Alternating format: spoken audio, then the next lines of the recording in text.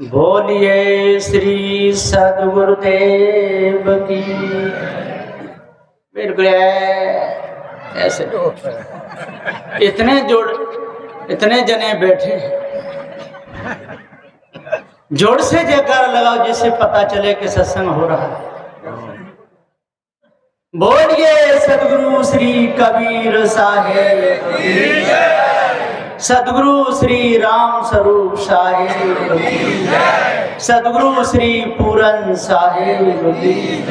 बोलिए वर्तमान आचार्य गुरुदेव की। विश्व वंदनीय संत सम्राट बंदी छोर सदगुरु श्री कबीर साहब जी, मेरे हृदय मंदिर के आराध्य परम पूज्य सदगुरु श्री मान साहब जी, पूजा की योग सभी संत समाज, मैं चरण कमलों में सिर झुका के त्रिवार बंदी करता हूँ। बोलिए श्री सदगुरुदेव की। सदगुरु श्री कबीर साहब जी कहते हैं, ता मन को चीनो मोरे भाई, तन छूटे मन कहाँ समाए। ता मन को चीनो, वो मन कौन सा है? तन छूटने पर वो मन कहां समाता है? उसको चीनो, वो मन क्या है? वह मन ये तनई है। टीका में सदगुरु श्री पूरन साहब जी कहते हैं, तन सो मन और मन सो तन। तन मन से भिन्न नहीं और मन तन से भिन्न नहीं। तन मन एक हो रहे तब हंस कबीर कहा। लोग कहते हैं कि नहीं, मन को अलग है, इस तन से मन कोई अलग है। यदि अलग कहोगे तो यहां तीन हो जाएंगे, जीव, तन और मन। लेकिन जो सूक्ष्म मन है वो भी वस्तु है, स्थूल भी वस्तु है और सूक्ष्म भी वस्तु है। इसलिए मन ये तनई है। और जो कल्पना की है ईश्वर की, ब्रह्म की, परमात्मा की, जीव की, शिव की, आत्म की, जो भी कल्पना की है, तो सदगुरु श्री राम स्वरूप साहब जी इसके निर्णय में कहते हैं कि ये सब धोखा है। भूल को मिटाते नहीं, भूल में सब जाए रहे। धोखे को त्यागते नहीं, धोखे में सब जा रहे। पूज पूज पत्थरन को आंसू बहा रहे और ब्रह्म कहीं है नहीं, ताय ढूंढने जा रहे। कहां जा रहे? सदगुरु श्री राम स्वरूप साहब जी पुकार के कहते हैं, जिसको तू ढूंढ रहा है, जिसको तू ढूंढ रहा है वो तेरी कल्पना है, वो है नहीं। और कोई कोई कहते हैं जिसको तू ढूंढ रहा है वो तू ही है। अब बता, जिसको तू ढूंढ रहा है ना कल्पना, वो तू है। क्या जीव कल्पना है? जो टीका सदगुरु श्री राम स्वरूप साहब का है धार का, वो किसी का नहीं। सदगुरु श्री पूरन साहब का तो त्रिजा है ही है, वो छोटे वहां रूप में है लेकिन विशाल है। भेद पूरा सदगुरु श्री राम स्वरूप साहब ने ही खोला है। लोग कहते नहीं वाणी कुछ उसकी कड़क है, कड़क। तो लोग चाय भी तो कड़क पीते हैं। कहते भैया कड़क बनाना, कड़क है। जब कड़क चाय पिएगा तब उसे मजा आता है। तो सदगुरुदेव जी पुकार के समझाते हुए कहते हैं, ये पारक सिद्धांत कोई कड़क नहीं है, ये तो इन मायावी गुरुवा लोगों का सिद्धांत है। ईश्वर का जन्म बताया है, ईश्वर का जन्म और मरण होता है। नित्यानंद स्वामी जी कहते हैं अपनी प्रसन्नोत्तरी वाटिका में, क्या कहते हैं कि जीव ईश्वर का अंश है और ईश्वर का जन्म होता है और ईश्वर में जीव मिलता है। तब ये जीव वो ईश्वर जीव को लेकर के आत्मा में लीन हो जाता है, उसका कभी जन्म मरण नहीं होता। शिष्य प्रश्न क्यों नहीं होता? कि वो ज्यों का त्यों बराबर है। जब ज्यों का त्यों बराबर है तो उसमें जाके लीन कैसे होगा? कभी नहीं होगा। इसलिए सदगुरु श्री कबीर साहब जी का जो विचार है वो धार है, जो खाड़े की धार। सदगुरु श्री कबीर साहब ने कोई कसर नहीं रखी, मूल में ही टीका है। और आर पार का दर्शन सदगुरु श्री पूरन साहब जी ने करा दिया, और रहा बच्चा पूरा भेद सदगुरु श्री राम स्वरूप साहब ने खोल दिया। फिर कुछ कोई कसर नहीं छोड़ी। लेकिन इस संसार में लोग कैसे हैं पता है? एक गांव था, उस गांव में एक पंडित जी रहते थे, और पंडित जी अनपढ़ थे, अंगूठा टेक। अब पूरे गांव के लोग कहें कि पंडित जी के यहाँ क्या हमको कुछ बताया करो, आज क्या वार है, क्या तिथि है, क्या। पंडित जी बोले हमको जानते तो है नहीं। कि जानो चाहे कुछ भी करो, आप पंडित हो, आपको बताना ही पड़ेगा। अब पंडित जी वहां से एक दूसरे विद्वान के पास में पहुंचे, बोले इस गांव में हम रहते हैं, लोग हैं वो कहते हैं कुछ न कुछ बता, और हम पढ़े तो है नहीं। तो उन्होंने उनको 15 गोटी दे दे, 15 लकड़ी दे दे।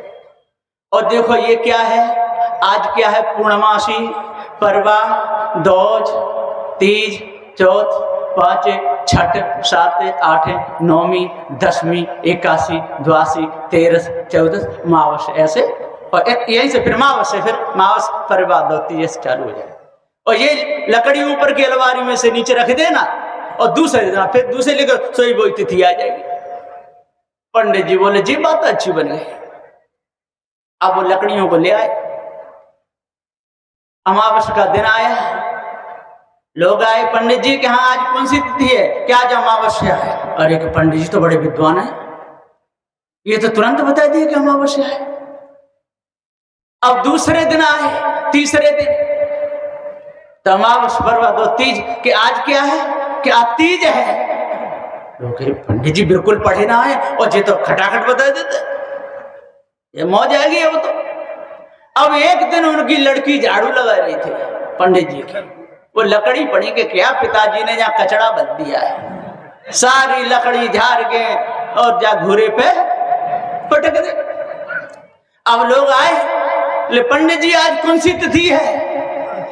अब पंडित जी अभी बताता, अंदर गए तो एक भी लकड़ी ने, लड़की को बुलाए, बेटी कि जहां लकड़ी रखी वो कहाँ गई।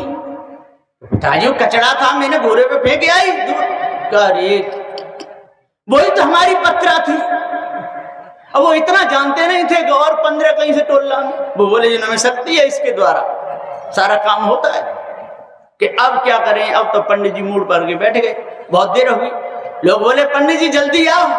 अब निकले सिर खुजाते हुए कि भैया के हाँ, कि आज गड़बड़ा चौथ है। आज कौन सी चौथ है, गड़बड़ा चौथ है। तो क्या करना कि अपने घर आंगन को खूब लीपो पोतो, खूब कचौड़ी पूड़ी हलवा खूब बनाओ, और बनाने के बाद में फिर हमारे पूरे घर को नोतो, हम खिलाओ, और 1 से 51 हमारे पूरे परिवार को भेंट दो। इसका बहुत बड़ा महत्व है। और सूर्य को लोटा चढ़ाओ चलनी में देख के, इससे पति की उम्र बढ़ जाएगी। भाई गड़बड़ा चौथ का नाम अब करवा चौथ पड़ गया है, उसको लोग। अब तो पूरे गांव में लिपाई पुताई खूब हो गई, खूब हलवा पूड़ी बन। इधर काशी से पढ़ के एक पंडित जी आ गए, 4 वेद 6 7 18 पुराण पढ़ के आए। जो गांव में देखा कि अरे यहाँ तो लिपाई पुताई खूब, घर में देख देसी घी की खूब सुगंध आ रही है पूरी। क्या बात है भैया, आज कौन सा त्योहार है, क्या आज है गड़बड़ा चौथ। वो बैठे, उन्होंने पूरी पत्रा देखी, लेकिन उनको गड़बड़ा चौथ नहीं। यानी कौन कहता है जहाँ गड़बड़ा चौथ है ही नहीं। अरे कि हमारे पंडित जी हैं, बहुत बड़े विद्वान हैं, वो बताते हैं हमको, तो हम उन्हीं के अनुसार करते हैं कि वो कहाँ है, कि उधर घर है, बुला के लाओ। अभी गए घर पे, पंडित जी चले गए खेत पे, तो खेत में पटेला लगा रहे, एक पटेला होता लंबो बैलों के पीछे लगा, अब वो लगा रहे थे। उनका लड़का पहुंचा कि पिताजी क्या, कि एक पंडित जी आए काशी से पढ़ के। तो क्या हुआ कि वो कहते हैं कि हमारी पत्रा में तो गड़बड़ा चौथ है ही नहीं। अच्छा तो अब क्या करना, कि अच्छा जा कह देना कि अभी हमारे पिताजी पत्रा संभाल रहे हैं। बाने आके क्या संभाल रहे, और बहुत भारी बड़ी पत्रा है, बहुत पुरानी, तो पेज जोड़ने में कुछ समय भी लगेगा। तो पटेला था ना, जो पटेला लगाए रहे, उस पे उन्होंने पीरा कपड़ा लपेटा पटेला पर, और लपेट करके 2 घंटरियां लगाए ले, और कंधा पे रख लिए पंडित जी, और चले आ रहे हैं। अब वो पंडित जी कह रहे अभी तक नहीं आए, क्या बात है? कि वो आ रहे हैं, वो कि कंधे पे का ला रहे कि जय तो इनकी पत्रा। उनकी अरे भैया इनकी पत्रा तो बहुत लंबी चौड़ी है। तो क्या बोले, मेरी पत्रा है छोटी सी, जाकी पत्रा 7 हाथ की है, मैंने बात मान ली, ओ भैया गड़बड़ा चौथे हो सकती है। इतना बड़ा पंडित, और इसकी पत्रा 7 हाथ की है, और मेरी पत्रा छोटी सी। ये क्या हुआ? लाइट हो गया, पत्रा चली गई। हाँ, पत्रा भी, पत्रा छोटा हो गया, चौथ पूरी हो गई है। तो बोलो नहीं से। तो सदगुरुदेव जी पुकार के समझाते हुए कहते हैं, जब उसने विद्वान ने कहा कि भैया जाकी पत्रा इतनी लंबी, मेरी छोटी सी, तो इनसे कह दो कि परेशान न हो, इस पत्रा को अपने घर रखे हमें। पंडित जी लौट गए, अपने घर पत्रा रख के आए, और जो काशी से पढ़ के आए उन्होंने उनकी पूजा की, भेंट चढ़ाई। आओ बैठो पंडित जी, हमको पता नहीं था, हमारी ये पत्रा है, गड़बड़ा चौथ भी है। अरे कि कई चौथे हैं ऐसी, एक गड़बड़ा चौथरी है, आपको पता नहीं है ना? अभी ले आता तो जहां देख लेते कि नहीं नहीं कोई जरूरत नहीं, हमने बात आपकी मान ली। इसी प्रकार से सदगुरुदेव जी कहते हैं कि ऐसे लोग बहुत हैं सारे संसार में, है ना? कोई ईश्वर को बताने वाले, कोई परमात्मा को बताने वाले, भूत चुड़ैलों को बताने वाले कितने हैं सारे संसार में, और उनकी बातों को सब मान रहे। ये सब ये गड़बड़ा चौथी तो है, गड़बड़ा चौथ के ये ग्रंथ हैं सारे, ये 4 वेद 6 7 18 पुराण, इनमें गड़बड़ वाणी लिखी हो जो है ही नहीं, वो लिखी हो। एक ही लड़की थी, उसका नाम था क्या? शांति। लड़की का नाम शांति था। उसके पिता बोले अब तो हमारी बेटी बरयोग हो गई, अब शांति की क्या करनी है? शादी करनी है। शांति बोली पिताजी कहाँ कि मैं शादी नहीं करूंगी। कहना शादी तो करनी पड़े, इज्जत का सवाल है। कि तो ठीक है, तो जो जिस लड़के के साथ मेरी शादी करोगे मैं उसको कुछ पूछूंगी, मैं कहूंगी, अब वो मेरी मांग की यदि पूर्ति कर देगा तो मैं उसके साथ में शादी कर लूं, जो मेरी मांग को पूरी करेगा उसके साथ में मैं शादी करूंगी। ठीक, तो देश देश को लिख परवाने राजन दे भिजवाए, परवाने लिख करके राजाओं पे भिजवा दे। आ गए, दरबार भर गया, बेटी अंदर है, एक एक करके अंदर जा रहे हैं। अब कान में कह देती है कि देखो यदि सींगों वाले गधे को लाओगे तो मैं आपके साथ शादी कर लूं। अब इस दरवाजे से घुसता है, उससे पूरा दरबार खाली हो गया। सब सींगों वाले गधे को खोजने के लिए निकल गए, और न सींगों वाला गधा मिला और न लौट के आए। शांति बोली पिताजी मैं आपकी आज्ञा का पालन कर रही हूं, जो मेरी मांग पूरी करेगा उसके साथ शादी करूंगी। न मांग पूरी हुई और न शादी हुई, शांति यों की त्यों बनी रही। तो सदगुरुदेव जी कहते हैं कि सारे संसार के लोग किसको खोज रहे हैं? सींगों वाले गधे को खोज रहे हैं। सींगों वाला गधा कौन? जो ईश ब्रह्म परमात्मा को खोज रहे हैं, और खोजते खोजते मर जाते हैं, पीढ़ी दर पीढ़ी अनादिकाल से बीतती चली जा रही है, लेकिन अभी तक मिला नहीं। सारे के सारे धोखे में चले गए।